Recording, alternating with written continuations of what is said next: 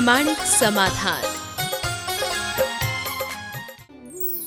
नमोस्तु गुरुदेव, गलत होते देख क्रोध आता है, क्या गलत होते देख चुप रहना श्रेष्ठ है या फिर गलत का प्रतिकार करना? देखिए, गलत होता देखते हैं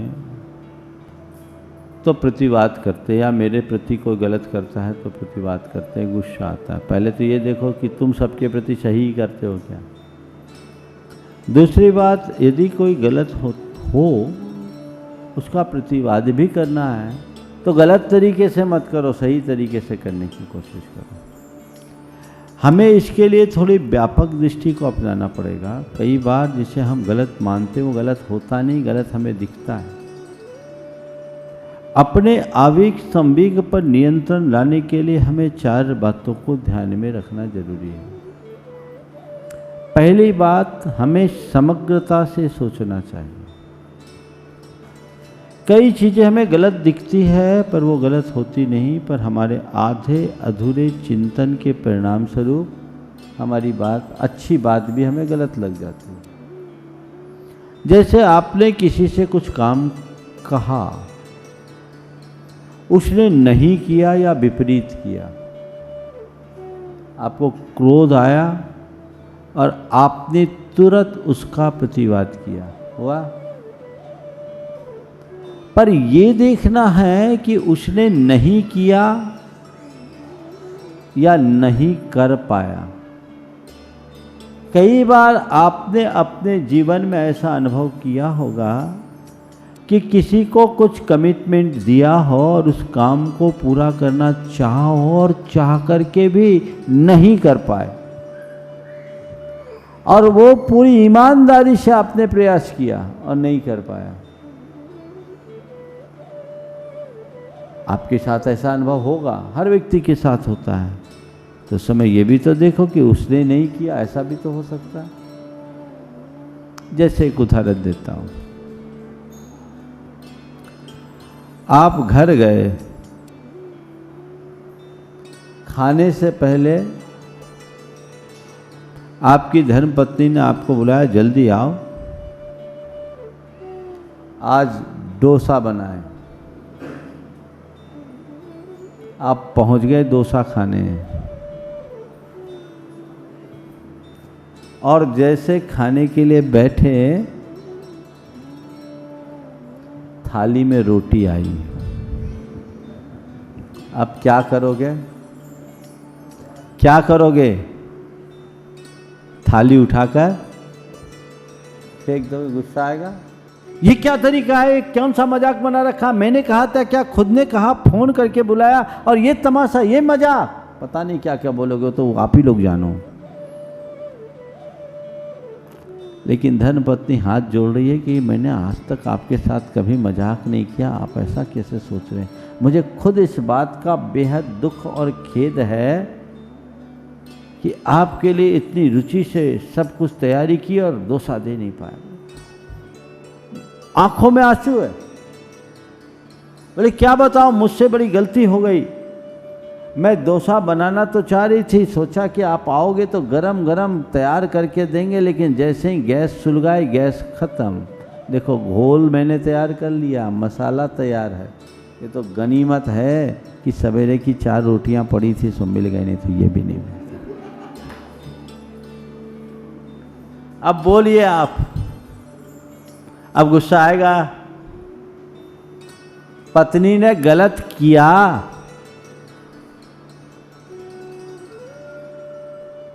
तो एक सूत्र लो, जब भी लगे कोई गलत किया है तो सोचो वो गलत किया नहीं, गलत मुझे लग रहा है। सही नहीं किया तो सोचो नहीं कर पाया। समग्रता का चिंतन होना चाहिए। एकांगी चिंतन, आधे अधूरे चिंतन से मनुष्य के मन में क्रोध, झुंझलाहट, गुस्सा या आवेग आता ही है। दूसरी बात, सकारात्मक सोचो, पॉजिटिव सोचो। किसी भी व्यक्ति के विषय में जो गलत दिख रहा है उसमें भी आपको कुछ अच्छा दिख सकता है। देखने की दृष्टि होनी चाहिए। अगर आप पॉजिटिव सोचोगे ना तो आपके साथ कोई गलत भी करेगा तो गुस्सा नहीं आएगा।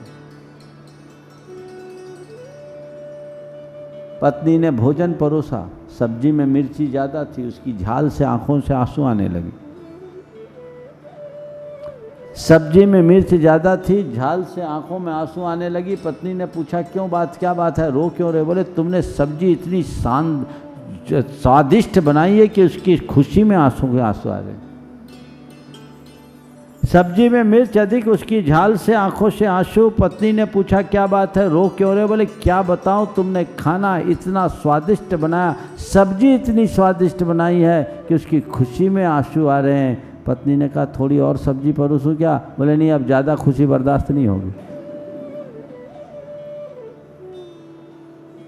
पॉजिटिव सोचिए, चीज़ों को सकारात्मक रूप से लेना शुरू करिएगा तो जो गलत है वह भी हमें सही दिखेगा।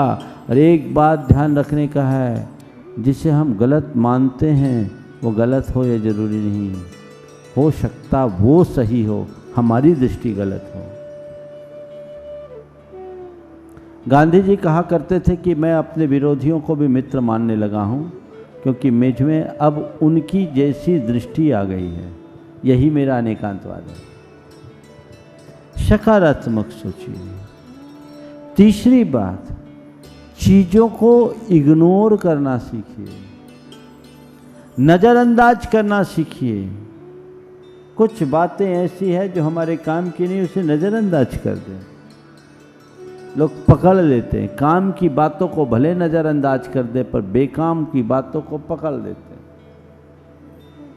तो ये नजरअंदाज करने की प्रवृत्ति अगर आपकी बढ़ेगी तो आप अपने क्रोध और आवेग पर नियंत्रण ला सकेंगे। और चौथी बात, हंसकर टालना सीखिए, विनोदी बनिए, हंसकर टालना सीखिए। अगर ऐसी आदत बन जाएगी तो बहुत अच्छा काम होगा। एक अपार्टमेंट में एक दंपति थे, उनके फ्लैट से जब भी बाहर आवाज़ आए तो केवल हंसी की आती। कुछ लोगों को बड़ा आश्चर्य हुआ कि ये दोनों मियाँ बीवी रहते, इनकी केवल हंसी की आवाज़ आती, इनमें कुछ खटपट नहीं होती क्या? एक दिन एक से रहा नहीं गया, एक युवक ने पूछ लिया, बोला बात क्या भाई, तुम्हारे फ्लैट से जब भी आवाज़ आती केवल हंसने की आती, मामला क्या? बोले क्या बताओ, मेरी धर्मपत्नी बड़ी गुस्सैल है। गुस्सैल है तो इसमें हंसने का क्या राज? बोले यही तो राज की बात। धर्मपत्नी गुस्सैल है तो इसमें हंसने का क्या राज? बोला यही तो राज की बात है। बोले क्या बात? बोले मेरी पत्नी को जब गुस्सा आता है तो घर का सामान उठा उठा कर मुझ पर फेंकती है। मेरी पत्नी को जब गुस्सा आता है तो घर का सामान उठा उठा के मुझ पर फेंकती है, उसका निशाना लग जाता है तो वो हंसती है, और निशाना चूक जाता है तो मैं हंसता हूं। ये दृष्टि अगर विकसित कर लोगे तो कभी ऐसी स्थितियां नहीं होगी। तो हमें अपने जीवन में ये बातें लाना चाहिए, थोड़ा व्यवहारिक बनना चाहिए। ये मान करके चलें कि मैं सबका निर्धारक नहीं हूँ, सही और गलत का निर्धारण करना मेरे हाथ में नहीं है। हर व्यक्ति में दुर्बलताएं, हमें उन्हीं के बीच जीना है, उन्हीं के साथ रहना है। तो थोड़ा तालमेल बना करके ही जीना चाहिए। नमोस्तु गुरुदेव, पर्यावरण को संरक्षित करने के लिए सरकार एवं जनता को किस प्रकार की नीति निर्धारित करनी चाहिए, कृपया मार्गदर्शन दें। देखिए, लॉकडाउन का एक सकारात्मक प्रभाव ये रहा कि पर्यावरण में काफ़ी परिवर्तन आया, शुद्ध ही प्रदूषण की लेवल में कमी आई। मैं तो ये समझता हूँ कि इससे पूरे विश्व को सीख लेना चाहिए, इस पर रिसर्च होना चाहिए, विस्तृत अध्ययन होना चाहिए, और ये सुनिश्चित करना चाहिए कि अभी तो महामारी के कारण लॉकडाउन हुआ, प्रदूषण को नियंत्रित करने के लिए पूरे विश्व में इस तरह की क्या व्यवस्था हो, और वैश्विक स्तर पर जो हमारे अंतर्राष्ट्रीय संगठन हैं विभिन्न देशों के, यूनेस्को आदि या विश्व स्वास्थ्य संगठन आदि, उनको मिलकर के इस पर पहल करनी चाहिए, क्योंकि पर्यावरण ही हमारी सुरक्षा का आधार है। अगर प्रकृति का संतुलन बना रहेगा तो हमें इन महामारियों से जूझना नहीं पड़ेगा, और वो संतुलन खो गया तो हम कहीं के नहीं रहेंगे। इसलिए हमें इस पर विचार करना चाहिए। ये काम वैश्विक स्तर पर होना चाहिए, लोगों को प्रकृति के साथ जुड़ना चाहिए। ये तो हुआ सरकारों की बस की बात। दूसरी बात, लोगों को अपने जीवन शैली में बदलाव लाना चाहिए। मैंने एक दिन कहा था सागर में कि लोगों को पुराने भारत की ओर लौट जाना चाहिए।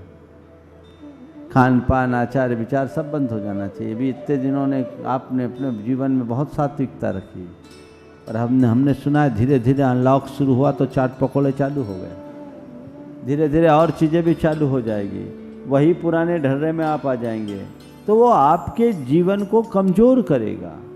वस्तुतः इस अवधि में व्यक्ति को नसीहत लेनी चाहिए, अपनी जीवन शैली में बदलाव लाना चाहिए, अपनी लिप्सा को नियंत्रित करना चाहिए। यदि ऐसा वो करेगा तो लंबी आयु और निरोगी काया पा पाएगा, स्वस्थ जीवन जी पाएगा, संतुलित जीवन जी पाएगा, शांत और सुखी जीवन जी पाएगा। नमोस्तु गुरुदेव, क्या स्वयं पर भरोसा किए बिना सिर्फ भगवान के भरोसे अपनी किस्मत में वह सब दर्ज कर सकते हैं जो हम चाहते हैं? जो खुद पर भरोसा किए बिना भगवान पर भरोसा करके अपने किस्मत को दर्ज करना चाहता, उसकी ज़िंदगी भगवान भरोसे ही चलती है। और अपन जानते हैं भगवान भरोसे होने का मतलब क्या है। हमें खुद पर विश्वास होना चाहिए। किसी की पंक्तियां हैं, ज़माने में उसने बड़ी बात कर ली, खुद से जिसने अपनी मुलाकात कर ली। हम अपने आप पर विश्वास करें, अपने आप के साथ विश्वास करने के बाद ही भगवान पर विश्वास होगा। वस्तुतः जिस भगवान को हम बाहर खोजते हैं वो भगवान तो हमारे भीतर है। यदि हमारा अपने आप पर विश्वास नहीं तो भगवान पर विश्वास किस काम का। भगवान कहते तू भीतर से भगवान है, भटका हुआ है, जाग जा। अपने भीतर को भगवान को पहचान और उसे प्रगटा ले तो तेरा जीवन धन्य हो जाएगा। वो विश्वास हमारे अंदर होना चाहिए, खुद का विश्वास होना चाहिए। और आत्मविश्वास ही मनुष्य को आगे बढ़ाता है, चाहे वो कॉन्फिडेंस के रूप में हो, चाहे आत्मा के अस्तित्व के सत्ता का विश्वास। जब तक ये विश्वास नहीं होगा हम अपने जीवन का विकास नहीं कर सकते। नमोस्तु गुरुदेव, क्या आपको विद्यार्थी जीवन से ही संस्कृत और प्राकृत भाषाओं के साथ साथ शब्द संयोजन एवं उत्कृष्ट भाषा शैली का ज्ञान हासिल है, अथवा ये आपके स्वाध्याय का परिणाम है? मैं तो आज भी विद्यार्थी हूँ और जीवन के आखिरी क्षण तक विद्यार्थी बना रहा हूँ। और व्यक्ति को हमेशा विद्यार्थी बने रहना चाहिए, सीखने का भाव हमेशा बनाना चाहिए। जिसके अंदर जितनी अधिक जिज्ञासु वृत्ति होती है वो बौद्धिक स्तर पर उतना अधिक विकसित होता है। पता नहीं आपको मेरी भाषा और शैली क्यों प्रभावित कर रही। मुझे नहीं मालूम कि मैं जब विद्यार्थी जीवन में था तो आज जैसा बोलता था कि नहीं, पर मुझे इतना पता है कि मैं कभी झेपा नहीं, कभी झिझका नहीं। मैं शुरू से हर तरह के कार्यक्रमों में भागीदारी रखता था, डिबेट में भी बैठा करता था। और मेरे कुछ शिक्षक थे जो मुझे बहुत प्रोत्साहित किया करते थे, और वे कहा करते थे कि कभी भी बोलना शुरू करो तो संकोच मत करो, डरो मत, ये मत देखा करो। वो तो अपने शब्दों में बोलते थे कि ये मत देखा करो कि हमारे हेडमास्टर हैं या हमारे प्रिंसिपल है या हमारे टीचर या क्लास टीचर है। ये सोचा करो यहाँ जो बैठे सब गधे हैं, मैं इसका ज्ञाता हूँ क्योंकि मैं पढ़ कर आया हूँ। कॉन्फिडेंस, और ये कॉन्फिडेंस मेरे अंदर शुरू से रहा है। और मैं जो भी बोलता हूँ आत्मविश्वास से भरकर बोलता हूँ, और अब तो प्रायः बिना पूर्व तैयारी के बोलता हूँ। पहले से कोई योजना नहीं होती, बस करुणा भाव से बोलना शुरू करता हूँ। आप लोगों का पुण्य मुझसे बुलवा लेता है, आपको अच्छा लगता है, ये आपके लिए अच्छी बात है। नमोस्तु गुरुदेव, तलाक संबंधी विवाद एक आम समस्या बन गई है, तो क्या समाज एवं सरकार को ऐसी व्यवस्था नहीं करनी चाहिए जिससे इन विवादों को रोका जा सके? देखिए, बहुत ही विचित्र बात आपने प्रस्तुत की है। क्या हुआ, 6 करोड़ कोर्ट में खर्च हुआ, और ये आज के पढ़े लिखे लोगों की बुद्धिमानी का प्रमाण। क्या अच्छा होता दोनों ने समझदारी करके आपस में सुलह कर लिया होता तो ये स्थितियाँ नहीं होती। पर ये बड़ी चिंता का विषय है कि आज लोग थोड़ी थोड़ी बातों में तलाक जैसी स्थिति में आ जाते हैं, जबकि हमारे यहाँ तलाक हमारी संस्कृति का कलंक माना जाता है। आपने विवाह के 22 वर्ष की बात कही, शादी के 50 वर्ष बाद के भी तलाक के केस आए। बड़ी विचित्रता है, लोगों की समझ खत्म हो रही है। आपस में समझ विकसित करनी चाहिए, म्यूचुअल अंडरस्टैंडिंग ठीक होनी चाहिए, और ये सुनिश्चित करना चाहिए कि इस तरह की नौबत कहीं से आए ही नहीं। दूसरी बात, सामाजिक न्यायालयों की बात, ये व्यवस्था सरकार ने कर रखी है। परिवार न्यायालय है, वहाँ बहुत कम लोग जाते हैं। बहुत सारे लोग हैं जो उसमें अपने मामले को सलटाते भी हैं। उससे जुड़े हुए जो जजेज हैं उनसे मेरी बात होती, उनका कहना है बहुत सारे केस सलट जाते हैं, और ये भी बहुत छोटे छोटे मुद्दों पर होने लगे हैं। लोगों का स्वभाव बड़ा अहंकारी हो गया है, सब इगोइस्ट होते जा रहे हैं। बौद्धिक रूप से सब विकसित हो रहे हैं, भावनात्मक रूप से सब में पतन है। जब तक लोगों का भावनात्मक विकास नहीं होगा तब तक इस तरह की घटनाएं बढ़ेगी। इसलिए आज सबसे ज़्यादा ज़रूरत है बौद्धिक विकास के साथ साथ मनुष्य का भावनात्मक विकास कराने की, जिससे उसका नैतिक, चारित्रिक और आध्यात्मिक विकास हो सके, तब परिपूर्ण व्यक्तित्व का निर्माण होगा। लेकिन आज वैसी शिक्षा नहीं है, वैसा वातावरण नहीं है। जब तक हम उस व्यवस्था को पुनर्स्थापित नहीं करते तब तक इस तरह की समस्याओं का कोई ठोस समाधान नहीं दिखता। नमोस्तु गुरुदेव, हमारे अच्छे बुरे कर्मों का निर्धारण कौन करता है? बहुत अच्छा। हमारे अच्छे बुरे कर्मों का निर्धारण कौन करता है? अगर ईश्वर नहीं करता है तो कौन करता है? जैन धर्म कहता है कि तुम अपने ईश्वर खुद हो।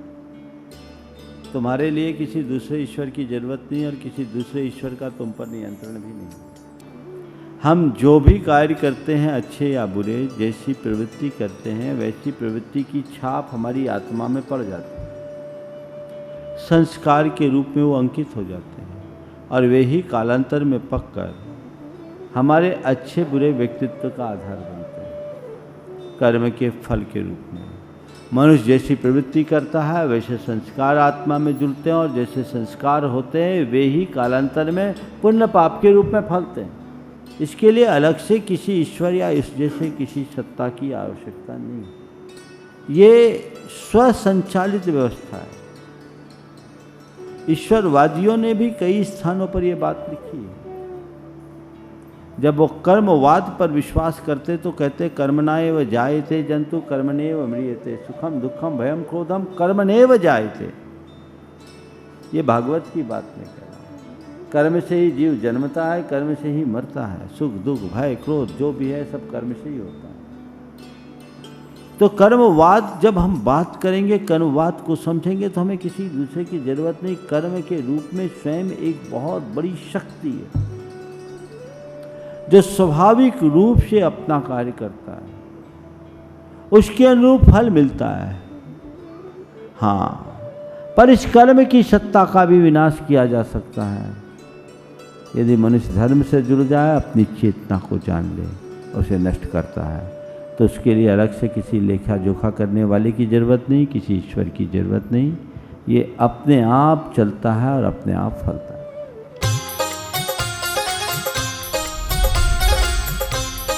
प्रामाणिक समाधान।